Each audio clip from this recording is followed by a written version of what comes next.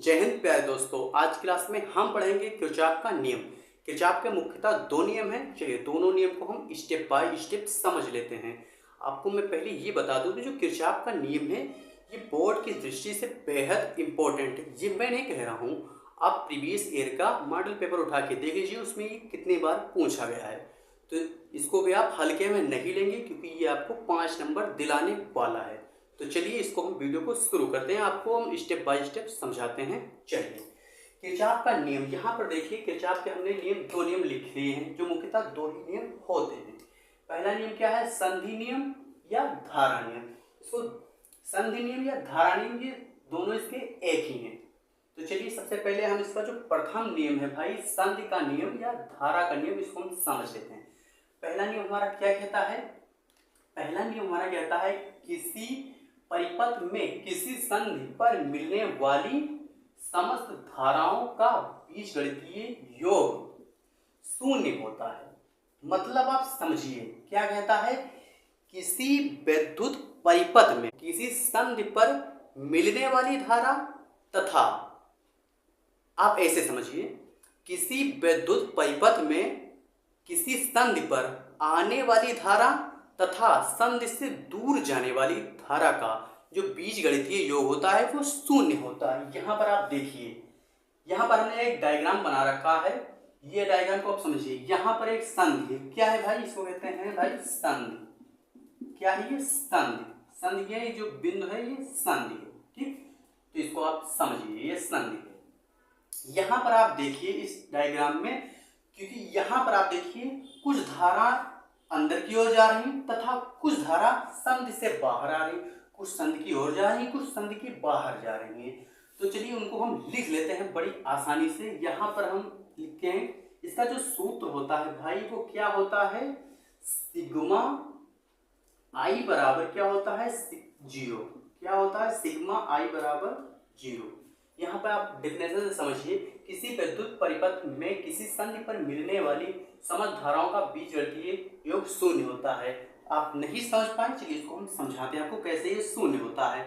मतलब कि आप इधर देखिए, ये I1 और I2 धारा अंदर की ओर आ रही है, संधि की अंदर की ओर आ रही है, तथा I3, I4, I5 ये धारा संधि से बाहर की ओर जा रही है।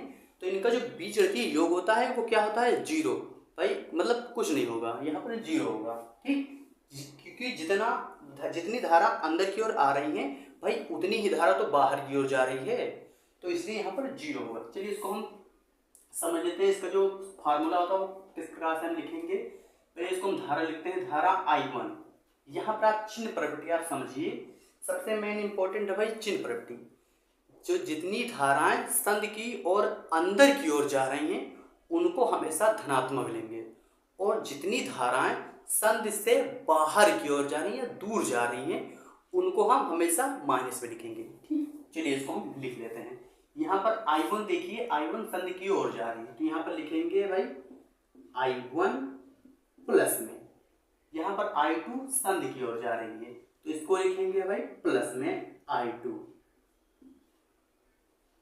ठीक। यहाँ पर देखिए I3 जो है वो धारा संधि से बाहर जा रही है, तो इसको लिखेंगे हम माइनस में I3, ठीक। और यहाँ I4 देखिए, ये भी संधि से बाहर की ओर जा रही है, इसलिए इसको भी हम माइनस में लिखेंगे। I5 देखिए, ये भी संधि से दूर जा रही है, इसको भी हम माइनस में लिखेंगे। I5 बराबर क्या होता है? जीरो होता है, ठीक। अब चलिए इसको थोड़ा व्यवस्थित करते हैं। क्या लिखेंगे भाई? I1 प्लस I2 बराबर, बराबर क्यों लगा? ये जो माइनस है भाई इन सभी का हम परछांतर करके इनको हम इधर भेजेंगे, तो यहाँ पर बराबर लगा। और जब परछांतर हम करते हैं भाई, जो चिन्ह होते हैं वो बदल जाते हैं। जैसे माइनस में है तो प्लस में हो जाएगा, जो प्लस में है वो माइनस में हो जाएंगे। तो यहाँ के सारे चिन्ह माइनस में है तो सब बदल जाएंगे प्लस में। I3 plus I4 plus I5, ये रहा हमारा फाइनली सूत्र। इसी पर ही जो आपको न्यूमेरिकल है वो सारे आपको सॉल्व होंगे, जिसमें आपको धारा ज्ञात करना होगा, धारा का मान निकालना होगा, तो इसी सूत्र पे आपको करना होगा। इसको भी आप याद जरूर कर लीजिए। और हाँ, ये जो पहला हमारा नियम है, जो संधि नियम है या धारा नियम है, जो प्रथम नियम है, वो भाई किस पर आधारित है? तो पहला जो हमारा नियम है वो हमारा आवेश, किस पे? आवेश संरक्षण पे है। आवेश संरक्षण पर आधारित है, आधारित है। आवेश संरक्षण के नियम पर ये आधारित है। आई होप आपको पहला नियम समझ में आया होगा। चलिए ये थोड़ा भाई पहले जो नियम उसकी बात है। अब चलिए देखते हैं हमारा दूसरा नियम क्या है भाई। तो दूसरा नियम को हम समझ लेते हैं। दूसरा नियम को कहते हैं भाई वोल्टता का नियम या बंद पास का नियम। वोल्टता का नियम या बंद पास दोनों एक ही है। तो चलिए दूसरे नियम को हम समझ लेते हैं बड़ी आसानी से। दूसरा नियम हमारा क्या कहता है भाई? डेफिनेशन आपको लिखी है। इस डेफिनेशन को आप मतलब रटना नहीं है आपको, है ना, रटना बिल्कुल से नहीं है। इसको चलिए आज हम याद करा देते हैं, क्योंकि भाई जो पहला नियम है भाई, पहले नियम को सारे विद्यार्थी याद कर लेते हैं, लेकिन जो दूसरा नियम है उसको विद्यार्थी याद नहीं कर पाते हैं, वो उसको रट लेते हैं, मतलब रट्टू तोता हो जाते हैं। क्योंकि मैं भी एक स्टूडेंट था, मैं भी इंटर कर चुका हूँ, मैं मतलब खुद पे मैं मेरे गुजर चुकी है, मैं अच्छे से जानता हूँ। तो चलिए मैं आपको दूसरा नियम आपको याद कराता रहता हूँ, आपको रटना नहीं है। तो चलिए दूसरा नियम क्या कहता है? किसी विद्युत परिपथ की, क्या है? किसी विद्युत परिपथ के प्रत्येक बंद पास के विभिन्न भागों में बंटने वाली धारा तथा उसके संगत प्रतिरोधों के गुणनफल का बीजगणितीय योग उस पास में लगे विद्युत वाहक बलों के बीच गणितीय योग के बराबर होता है। नहीं समझे? नहीं समझे? चलिए समझाता हूँ। क्या कहता है? किसी विद्युत परिपथ के प्रत्येक बंद पास क्या है भाई? ये है बंद पास, मतलब एक ये परिपथ है, इसमें कितने पास है? 2 पास है। ये प्रथम पास हुआ, ये दूसरा पास हुआ। तो ये बंद पास मतलब देखिए पूरी तरह चारों तरफ से ये बंद है। ठीक, बंद पास के भागों में बहने वाली धारा, धारा क्या है भाई? आई। धारा कहाँ गया? ये धारा, धारा तथा संगत प्रतिरोध। इसका संगत प्रतिरोध क्या है भाई? संगत प्रतिरोध आर के गुणनफल का बीजगणितीय योग। बीजगणितीय योग क्या होता है भाई? सिग्मा। बीजगणितीय योग उस पास में लगे विद्युत वाहक बल। विद्युत वाहक बल क्या है भाई? तो ई है। ये ई विद्युत वाहक बल होता है,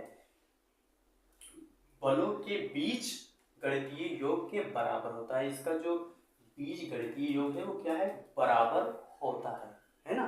आई होप आपको ये समझ में आया होगा। इसको इस सूत्र से आप इस डेफिनेशन को याद कर सकते हैं। आपको डेफिनेशन नहीं याद करना, केवल आप ये सूत्र याद कर लीजिए। तो ये हमारा रहा सूत्र।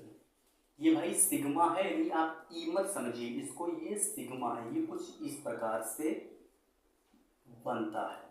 ठीक, चलिए अब आगे हम देख लेते हैं। आगे चलिए सबसे पहले आप ये जो हमारा परिपथ है, इस डायग्राम को आप समझिए। चलिए इसको हम आपको समझाते हैं। यहाँ पर आप सबसे पहले थोड़ा सा बेसिक समझ लीजिए। ये जो हमारा परिपथ है ये बंद परिपथ है। क्या है? ये बंद परिपथ है, क्लोज। ठीक, यहाँ पर सबसे पहले धारा लिखिए। यहाँ पर धारा I1 है, यहाँ धारा I2 है, रेजिस्टेंस का R1 है, R2 R3 है। ठीक, और जो इसका विद्युत वाहक जो बल है E1 है पहले में, और दूसरे में E2 है। ठीक, चलिए अब इसका हम ज्ञात करते हैं भाई। ये आप देखिए कि ये जो बंद परिपथ, ये जो चिन्ह कैसे लिए जाते हैं, इसको कैसे हल किया जाता है, चलिए इसको आज हम बताते हैं, ताकि आप जब भी आपको इस प्रकार से कोई भी आपको सवाल मतलब बोर्ड में आएगा तो आप भाई इजीली समझ सकते हैं। चलिए इसको हम लिखते हैं। क्या लिखेंगे? सबसे हम पहले वाला बंद पास जो हमारा ये इतना है, इतने को लिखते हैं। तो यहाँ क्या लिखेंगे? प्रथम बंद पास के लिए। ठीक, प्रथम बंद पास के लिए। तो प्रथम बंद पास, अब चलिए देखिए प्रथम बंद पास हमें कितना देखना है। चलिए इसको आपको यहाँ से भाई, यहाँ से मतलब इतना आपको देखना है। ठीक, इतना आपको देखना। तो पहले बंद पास में धारा हमारी कहाँ है? यहाँ पे देखिए धारा क्या है भाई? I1। तो यहाँ पे लिखेंगे भाई I1, ठीक, I1। अब धारा है भाई, अब धारा का जो संगत प्रतिरोध यहाँ डेफिनेशन में देख लीजिए भाई, धारा तथा संगत प्रतिरोध, ठीक। तो धारा हमारी क्या है भाई, धारा हमारा I1 हो गया और संगत प्रतिरोध क्या है, R1, क्या होगा, देखिए माइनस। माइनस क्यों लिखे, चलिए आपको माइनस का हम रीजन समझाते हैं। यहाँ पर आप देखिए जो हमारी पहली धारा है वो धारा और प्रतिरोध दोनों एक ही दिशा में है, तो इसके लिए हम प्लस लेंगे। क्या लिखेंगे, प्लस, क्योंकि धारा जो चिन्ह परिवर्ती होती है भाई, वहां पर जब दिशा में ही चलेंगे, धारा और प्रतिरोध की दिशा में ही हम अगर चलेंगे तो वहां पर हम प्लस लेंगे, और इसके विपरीत लेंगे तो यहाँ माइनस लेंगे। जैसे कि आप देखिए I1 धारा हमारी इधर को बह रही है, इधर को यहाँ पर आ गई, और जो हमारी I2 है वो इधर से जा रही है, तो ये दोनों भाई एक दूसरे के अपोजिट तो हुई हैं भाई, इधर से इधर चले। अब इधर से हमको यहाँ पर देखिए ये इधर को जा रहा है, तो यहाँ पर हम I2 माइनस लिखेंगे, ठीक, इतना आप समझिए। फिर दूसरा हम I2 धारा देखेंगे, तो I2 धारा हमारी क्या है, I2 धारा यहाँ लिखेंगे, I2 धारा का जो हमारा संगत प्रतिरोध है वो है R2 है, R2, ठीक, बराबर बराबर बराबर। अब बराबर के बाद क्या लिखेंगे भाई, वैद्युत वाहक बल के, यहाँ डेफिनेशन में देखिए भाई, वैद्युत वाहक बलों के बीजगणितीय योग के बराबर होता है, तो यहाँ बराबर, और वैद्युत वाहक बल क्या है, पहला वैद्युत वाहक क्या बल क्या है, E1 है, ठीक, और दूसरा वैद्युत वाहक बल क्या है भाई, यहाँ पर देखिए क्योंकि एक ही बंद पास में ही है, तो यहाँ पर होगा E2, ठीक, E2 हो गया। अब यहाँ पर आप देखिए इसकी दिशा इधर है और इसकी भी दिशा इधर है, तो यहाँ पर क्या होगा, यहाँ पर होगा माइनस, ठीक, इतना आप समझिए। ये रहा पहले वाले के लिए, ठीक, पहले बंद पास के लिए फॉर्मूला सूत्र, ठीक। अब हम देखेंगे भाई दूसरे, ये जो हमारा दूसरा बंद पास है इसके लिए लिखेंगे, तो यहाँ क्या लिखेंगे भाई, द्वितीय बंद पास के लिए, ठीक। अब दूसरा हम बंद पास लिए देखते हैं, दूसरे वाले में क्या हो रहा है, यहाँ पर दूसरे में देखिए पहले I2 धारा, पहले हम धारा लिखेंगे, धारा क्या है I2, तो यहाँ पर हम लिखेंगे I2 का संगत प्रतिरोध R2, ठीक, और उसके बाद हम लिखेंगे भाई, इधर को चले हैं, इधर से चल रहे हैं, इधर चल रहे हैं, यहाँ पर आप देखिए, यहाँ पर आप देखिए क्योंकि यहाँ पर एक संधि है, क्या है, एक संधि भाई, इधर से देखिए I1 धारा चली, I1 इधर यहाँ तक आई, या इस बिंदु तक आई, तो इधर से I2 चली, तो I2 यहाँ तक आ गई, तो यहाँ पर दो धाराएं मिली, क्या मिली, तो उनसे यहाँ पर क्या बना, यहाँ पर देखिए I3 धारा आई है, क्या है, I3 धारा। आप यहाँ पर देखिए हम धारा और प्रतिरोध के डायरेक्शन में ही चल रहे हैं, यहाँ पर क्या लिखेंगे, प्लस, क्या लिखेंगे भाई, प्लस। आप देखिए दूसरा देखते हैं भाई, पर धारा और दूसरी धारा क्या है, दूसरी धारा में यहाँ देखिए I3 लिखेंगे, यहाँ पर I3 का संगत प्रतिरोध क्या है भाई, R3 बराबर बराबर क्या होता है, बराबर विद्युत वाहक बल क्या है, इसमें केवल E2 है, यहाँ पर E2, ठीक। अब इसको हम थोड़ा व्यवस्थित तरीके से कर देते हैं, यहाँ पर क्या होगा, I2 R2 प्लस क्या है भाई, I3, तो I3 यहाँ पर ना लिखकर हम क्या लिखेंगे, I1 plus I2 into R3 बराबर R2। यहाँ पर हमने I1 प्लस I2 क्यों लिखा है ना, तो यहाँ पर आप देखिए I1 प्लस I2 मिलकर ही बनी है I3, तो यहाँ पर कुछ इस प्रकार से हम लिख सकते हैं। ये रहा हमारा दूसरे वाले के लिए, ठीक।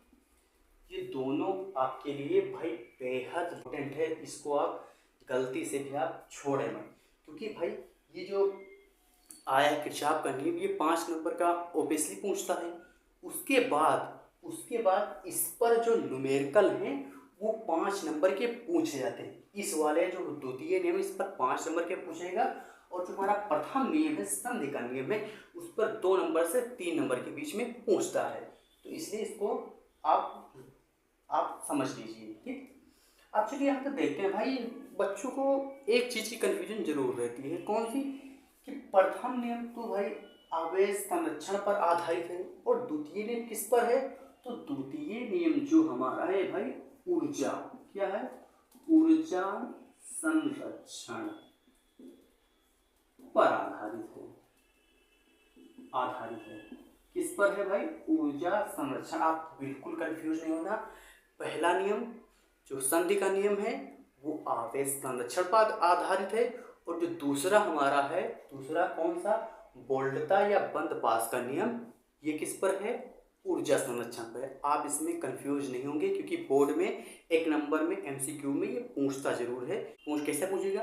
किरचॉफ का प्रथम नियम किस पर आधारित है, और किरचॉफ का द्वितीय नियम, इन दोनों में से एक ना एक पूछता है, ये तो तय है भाई। तो इनको भी आप समझ लीजिए। आप कंफ्यूज बिल्कुल से आप कंफ्यूजन नहीं होनी चाहिए।